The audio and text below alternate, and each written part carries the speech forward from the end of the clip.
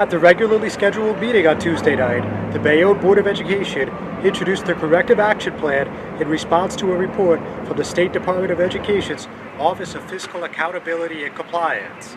Effective immediately, the Board of Education shall implement the attached corrective action plan. Be it resolved that this resolution shall be submitted to OFAC by December 4th, 2015, and the OFAC report of examination and board corrective action plan shall be posted on the board website. The three-part corrective action plan first addressed the school district's alleged failure to pay the city $11.8 million in school development authority improvements. The allegation was inconclusive due to a lack of verifiable, factual documentation of their respective representations. As a result, all future bonded STA funds will be sent to the city to reduce bond debt, which will be memorialized by board resolution. On the same note, to verify the amounts of any STA funds transferred to the city after May 15, 2015, these transactions will also be memorialized by board resolution. The final and most comprehensive measure regarding future agreements with the city says the agreements are to be executed in accordance with applicable statute regulation and according to best practices. The action also calls for an appropriate written agreement, whether it is intralocal, shared services, or a memorandum of understanding that is, once again, memorialized by board resolution. While the meeting was packed, with residents hard-pressed to find a seat at the venue, only Gina Irizarry, a former teacher in the school district and recent BOE candidate, questioned the board about the situation. Board President William Lawson quickly clarified that the school district isn't in any bad standing with the state, since a good portion of the report was favorable to the Bayonne BOE. The question that I have for you tonight is, now that you have compromised your relationship with the New Jersey Department of Education by not being able to produce an itemized accounting for your $11 million that the city bonded you, what is your long-term strategic plan of action to counteract the probability, which I feel is a possibility, you will only be granted minimal funding for the district and its basic needs? I think that the situation will be looked at very serious by the state, and if you intend to seek additional funding, since you're at such a loss at this time, so underfunded, you might be at jeopardy. And do you have a long-term plan of action when this was all coming about to get back in good standing with the state?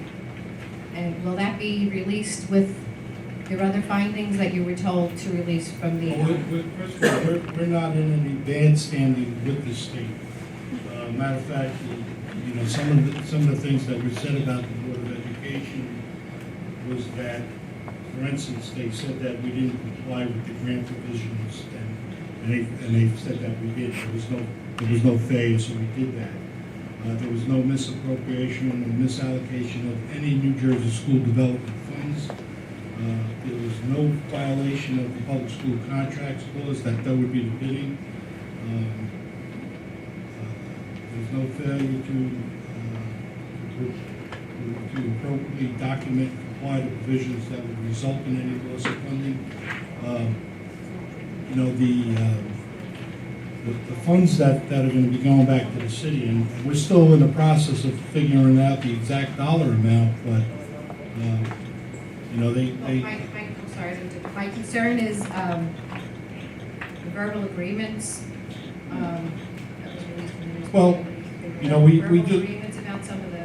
We went through we just went through a process of changing the board from an appointed to an elected. With the appointed board, you had a board of school estimate that there were the mayor, 2 council people, and then 2 members of the board. And at budget time, they would resolve a lot of the construction issues and things like that. The city was required to do a certain amount of bonding for projects that had been approved through that body. We had passed through, and we had the necessary paperwork to document that the funding or the amount of money was covered through all of that. So documentation was the OFAC report says. Itemized list of every penny. Would you be supplying that to... Oh, absolutely. We have that. We submitted it to the state. I can't answer for their report exactly, but you know what they're saying, but they do understand the fact that, you know, there was monies that were received that are to go back to the city to pay down the debt. So. I'm John Hydas with the Hudson County View, the eye of the community.